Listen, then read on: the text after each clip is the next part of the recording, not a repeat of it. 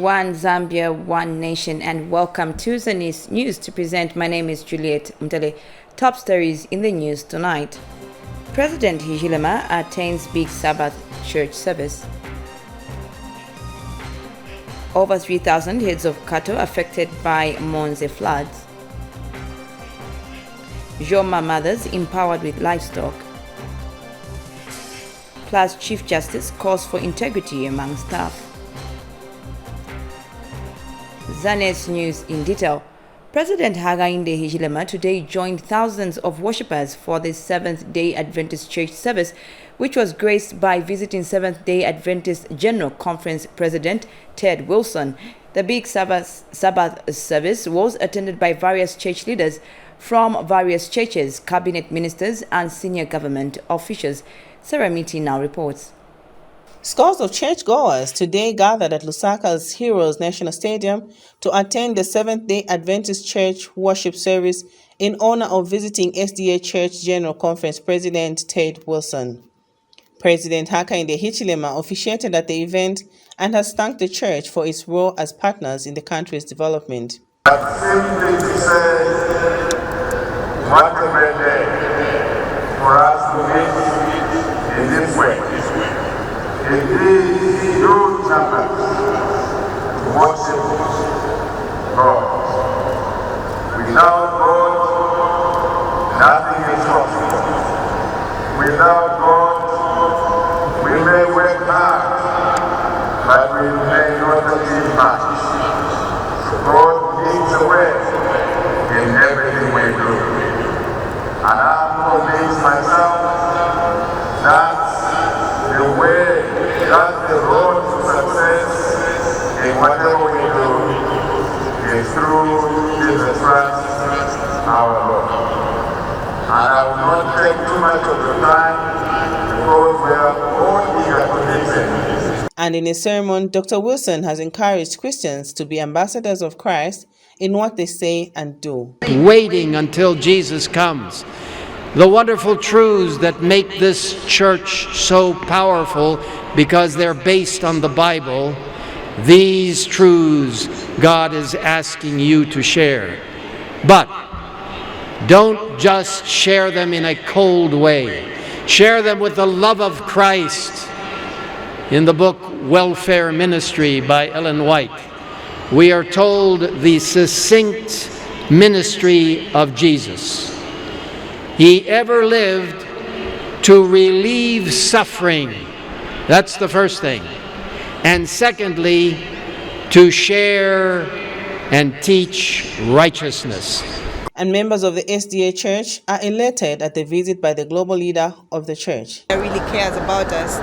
And it's a shame to say we are counted not only at continent level but also as a national level. We really are pleased by his visit and we really thank God to say he took time to... It's a universal body of believers, meaning it's comprising people from all tribes, ethnic groupings, nationalities and regions that have heeded the call to accept Jesus as Lord and Savior. They now come together, bound together by a common belief, common teachings, and a common hope. Today we had the global leader of the Seventh-day Adventist Church. Sarah Miti for Zanis in Osaka. Thank you, Sarah Miti, for that report. Now, meanwhile, Vice President Mutale Nalumango says there is need for increased investment in early disaster warnings in order to reduce the impact of disasters such as floods. Speaking when she visited flood victims in Mazaboka, Mrs. Nalumango reaffirmed government's commitment to ensuring that all flood victims in the country are given the needed humanitarian support. Chimunya Nalumpa has the rest of the story. Flash floods that have hit southern province have continued displacing households and causing damage to property and livelihoods. In Mazaboka district of southern province, more than 1,300 households have been displaced. Vice President Mutale Nalumango has visited the disaster relief camp where the Disaster Management and Mitigation Unit, DMMU, has pitched tents to accommodate the flood victims. We just heard the children crying on the floor. When we woke up, we found the water on knee high.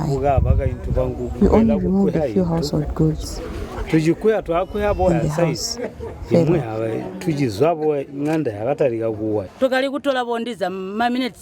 Within 30 to 40 minutes, the entire area was flooded. We could not even remove any household goods. We had to run for our lives.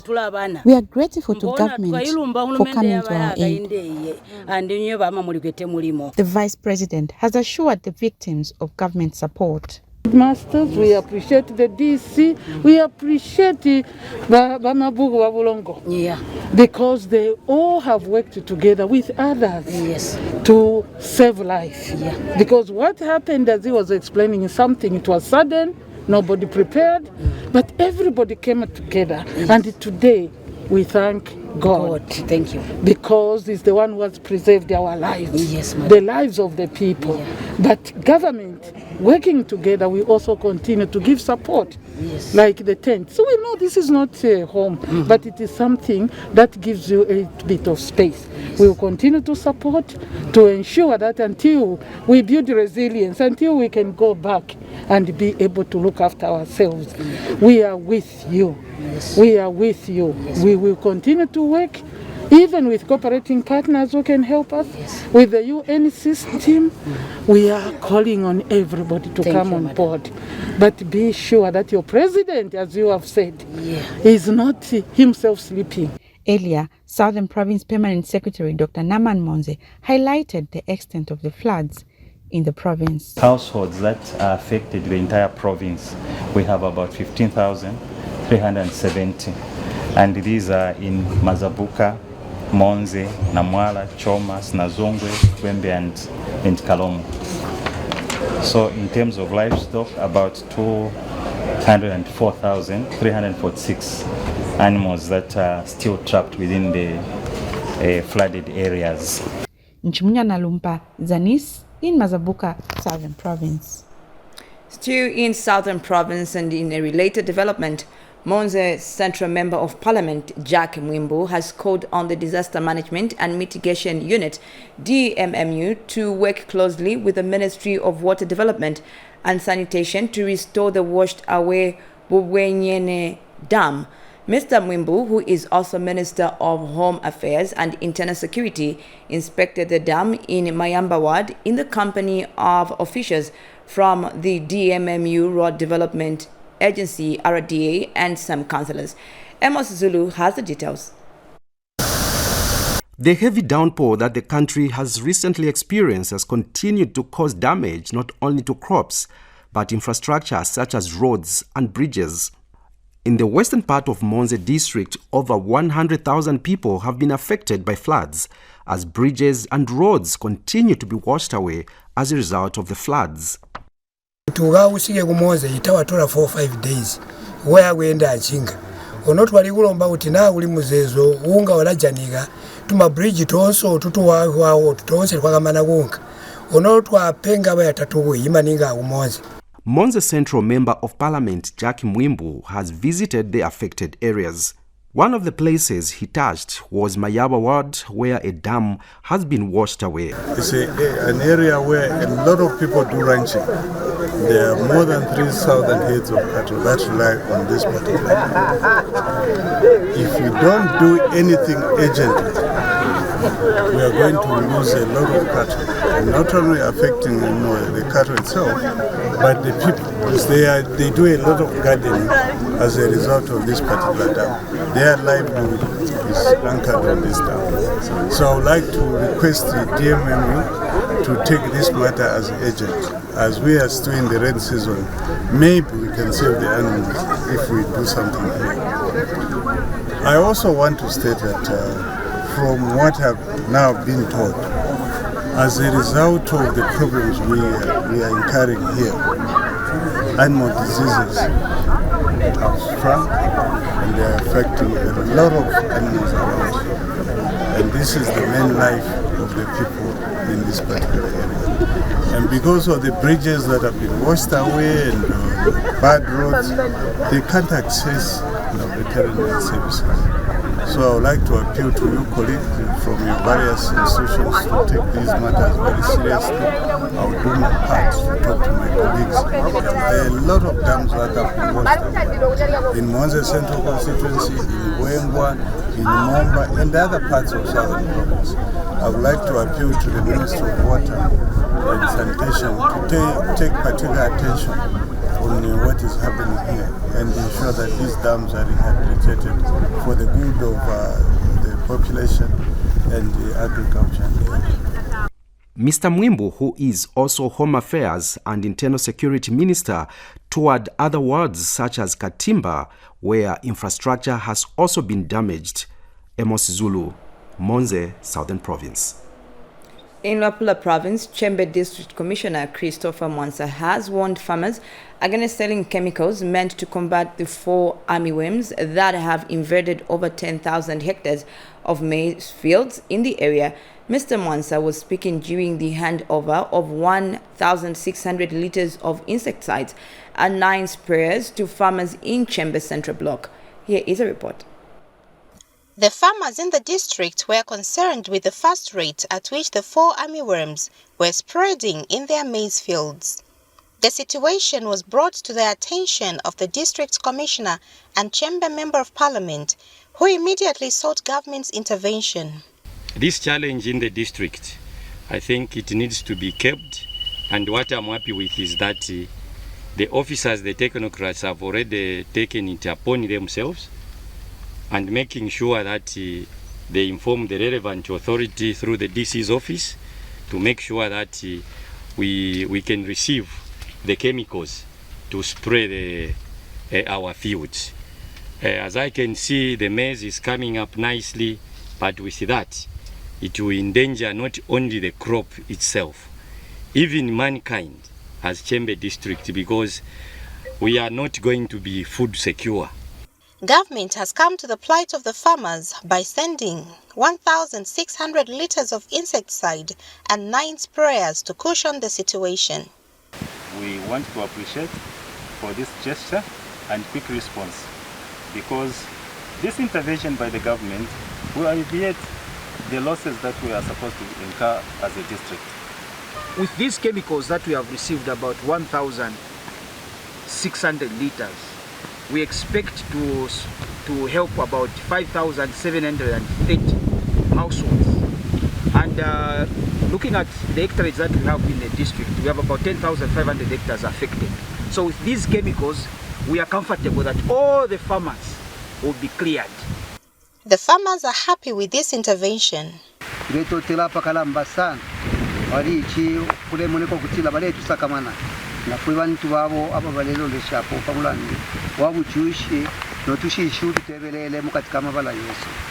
district commissioner has, however, sounded a stern warning to the farmers. We don't want to get information that this farmer is selling these chemicals.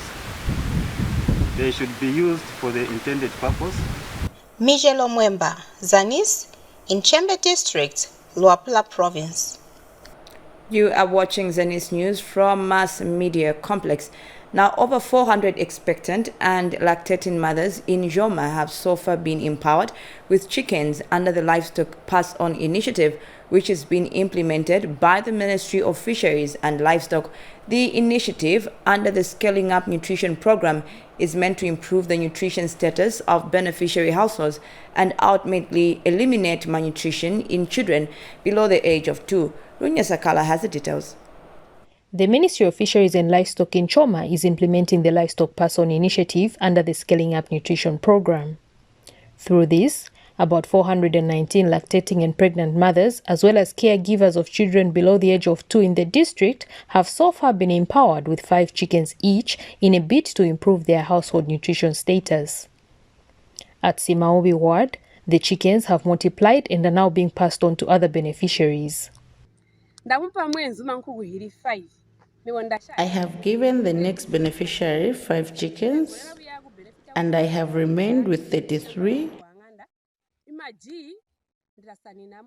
I have not just benefited by having many chickens, I also sell eggs and use the money to buy nutritious food for my child. I started selling the eggs when they multiplied, and I used the money to buy books and uniforms for my child.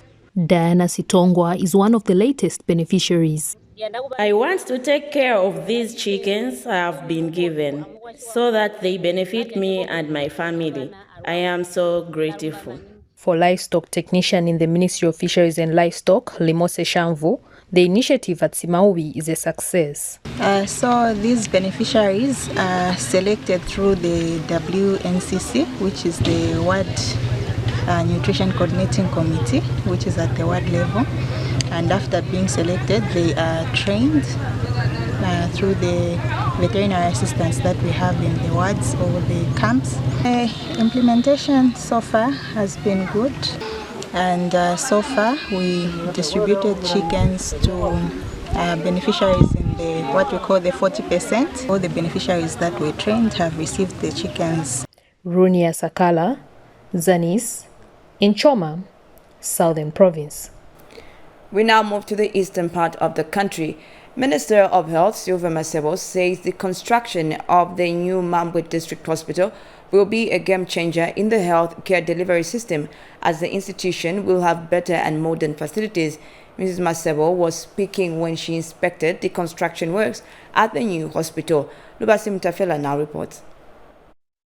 This is the new Mambwe District Hospital, which is under construction at a total cost of $24 million, and the facility is soon to be handed over to government. Health Minister Sylvia Masebo has visited the construction project and is happy with what she has seen. The people of Mambwe have something to be happy about, and what's exciting about this place, it has a division of cancer. So when we talk of decentralizing the treatment of cancer, it's good that we will have here a CT scan, so which is also another good news for the people. The dentists, again, is another area that has been neglected, and so it's good that this hospital will have a fully fledged dentistry department. The contractor has explained to the minister the status of the hospital project. The facility will be complete at the end of this month and the end of February. So as we promised, the keys will be handed to the minister at the end of this month.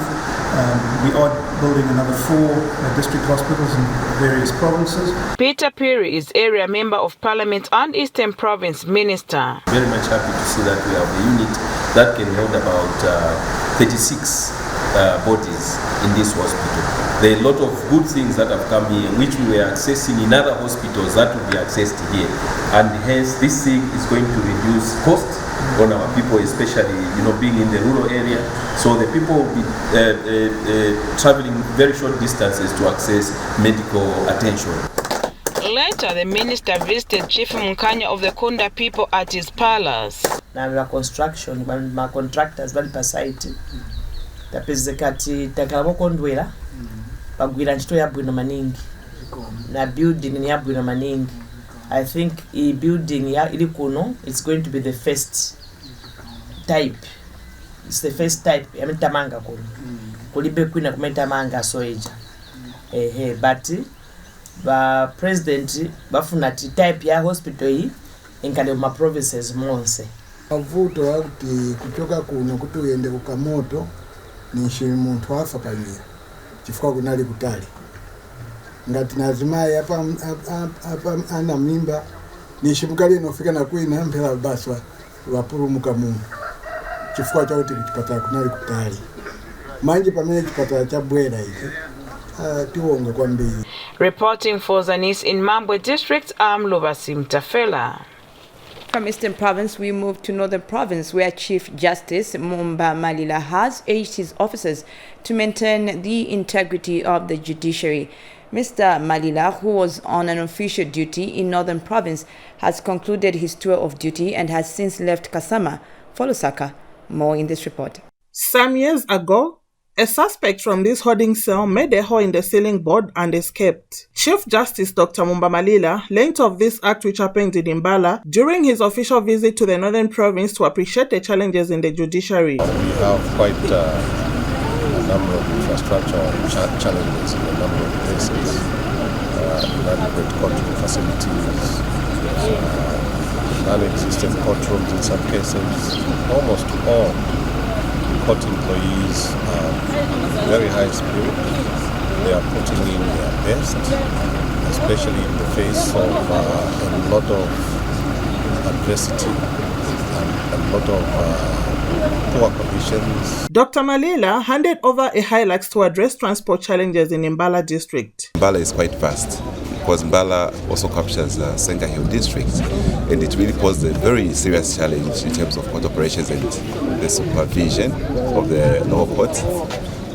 And the coming in of this motor vehicle really is a relief to us. Some of the challenges that we have here at Mpulungu are that the structure here is a local court building, and as the subordinate court, we are being housed or accommodated by the Mpulungu local court. And Kasama High Court judge in charge, Matthew Zulu, described the visit by the Chief Justice as historic. The Chief Justice has been able to assess the needs of the various courts in the province. And from the same, we've discussed the challenges that the province is facing and also the possible solutions. The Chief Justice and his delegation have since left Kasama for Lusaka. Helen Bwalia for Zanis in Imbala, Northern Province.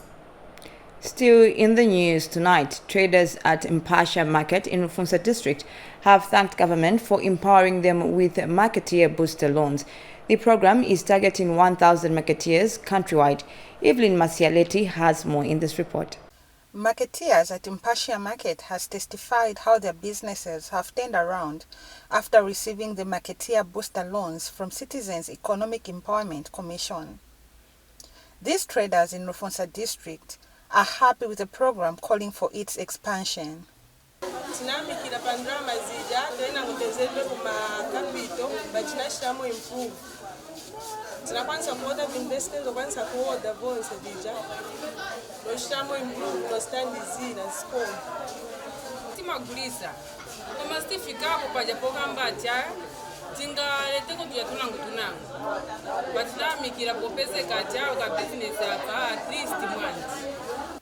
Rufunsa Youth Coordinator says the program has benefited young women who are trading in various merchandise.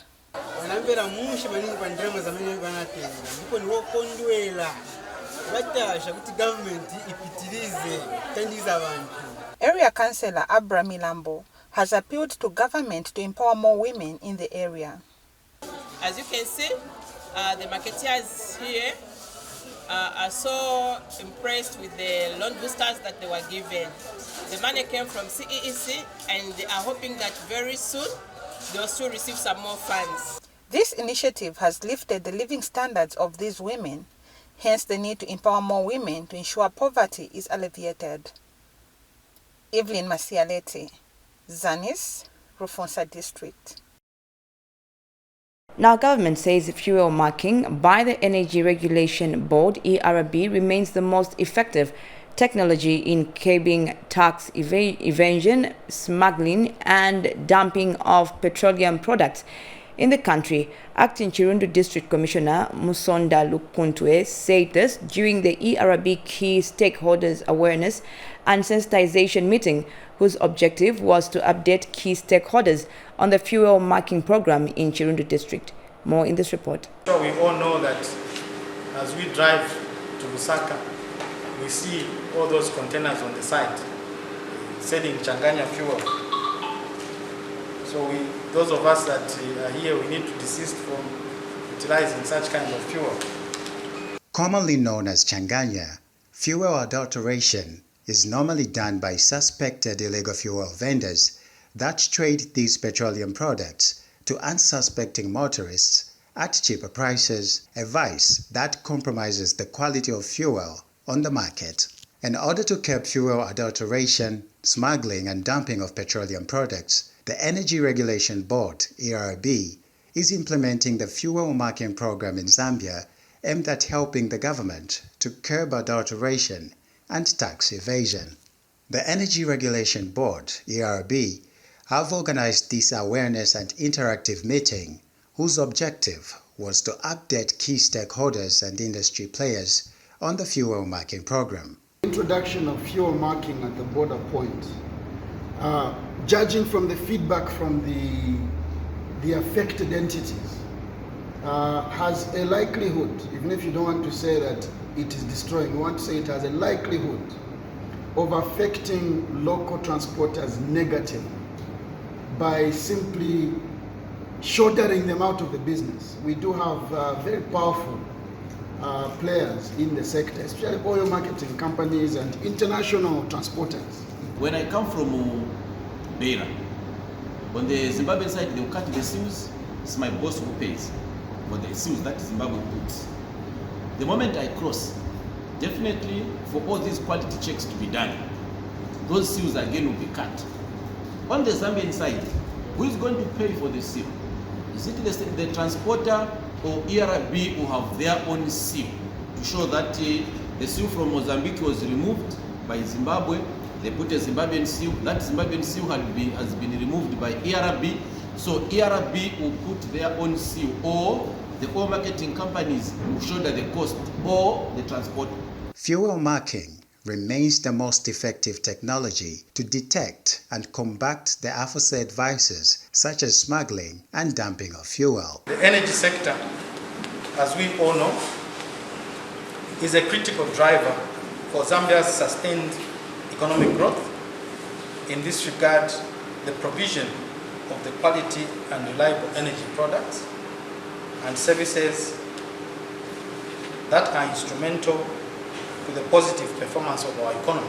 The current fuel marking program in Zambia is to curb the smuggling and dumping of fuel into the country. These two vices rob the government of the much needed revenue or taxes that can be channeled to other developmental activities or programs in the country. The current fuel marking program in Zambia commenced on 15 February 2018, following the declaration of the statutory instrument number 69 of 2017, in line with the Energy Regulation on Petroleum Marking and Monitoring Regulations. Is meant to ensure that what is going on to the market has come in through legitimate means. So what the ERB will mark is the fuel that has been ascertained to have come in and paid all the requisite taxes.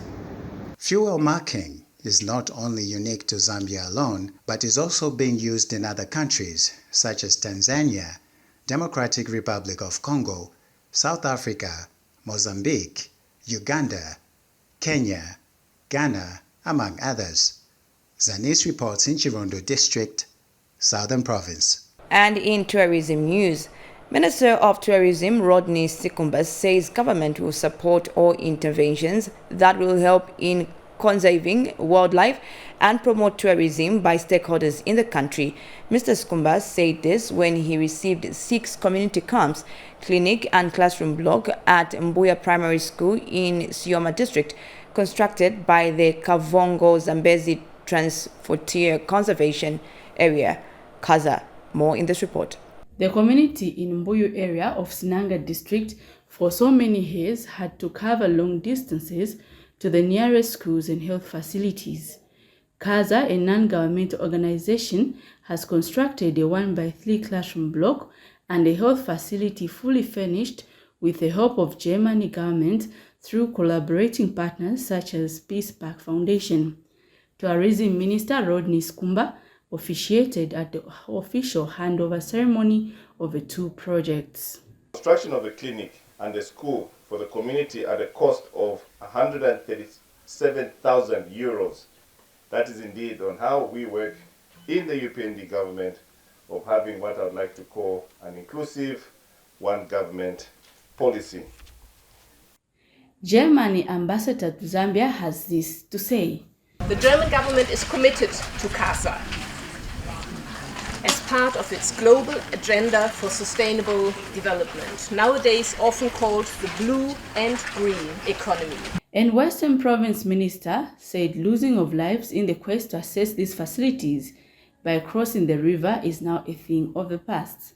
This means that the people this side of the river now, they don't have to endure those threats from the elements of nature. Meanwhile, the Barosero establishment has warned the community against encroachment on the land. We wish to sound a warning to the community that whoever has encroached in both school and clinic premises will be evicted soonest. The construction of these two infrastructures will be instrumental in the reduction of human-animal conflicts in the area. Mulima Stumbeko reporting for Zanis in Senanga District, Western Province. Now finally in the news tonight, Kulinga Afforestation Initiative has donated 70 fruit trees to Katoba Secondary School in Jongwe District to promote the participation of children in the conservation of the environment. Speaking when he addressed pupils and teachers at the school during a tree planting exercise, Kulinga Afforestation Initiative Executive Director Thomas Kulinga emphasized the need for everyone to take up the responsibility of conserving the environment through initiatives such as tree planting. Sheila Makosa has the details. Various organizations in Chongwe district have been supplementing government's efforts to promote tree planting in schools to teach children the value of conserving the environment. To support this cause, Kulinga Afforestation Initiative has planted 70 fruit trees at Katoba Secondary School. The exercise was led by the organization's executive director, Thomas Kulinga. These are activities that can bring a greater benefit to our environment and our community. Therefore, we look forward to have more and more of these kind of undertakings within our homesteads and our community in order to improve our livelihood and to create carbon sinks. It's only through such kind of activities can we fight the effects of climate change. And suffice to say, this is a fight for each and every individual. Each and every individual should play a role in the fight against climate change. We need support from the government, civil society, to see us through in order for us to be able to bring forth more and more of such kind of activities. Kulinga Afforestation Initiative Director of Programs Zikalo Zulu took time to explain the benefits of replenishing trees to pupils at the school. You can see these days we have drought, we experience floods. So changes in climate affects the environment, affects our livelihood. So we need to do something about climate change because it affects our survival on Earth. Everything else that is living on Earth gets affected by climate. So this situation is not going to reverse unless we do something. And the something that we can do is to stop cutting trees indiscriminately, meaning without caring. And also secondly is to plant where there are no trees. So the reason why we are here is to plant trees so that we can increase the plant coverage of the earth. And management at Katoba Secondary School thanked the organization for extending the tree planting exercise to the learning institution. Kulinga Afforestation Initiative for donating fruit trees to our school. Fruit trees have many benefits. It can be a source of income generation and also support the feeding program in the school. Sheila Makosa for Zanis in Chongwe District. As we conclude Zanis news, let's recap on the headlines. President Hichilema attends big Sabbath church service. Over 3,000 heads of cattle affected by Monze floods. Joma mothers empowered with livestock. Plus, Chief Justice calls for integrity among staff. Thank you so much for staying with us. Remember, we are one Zambia, one nation. On behalf of the Zanis production team, my name is Juliet Ndele saying bye-bye and God bless.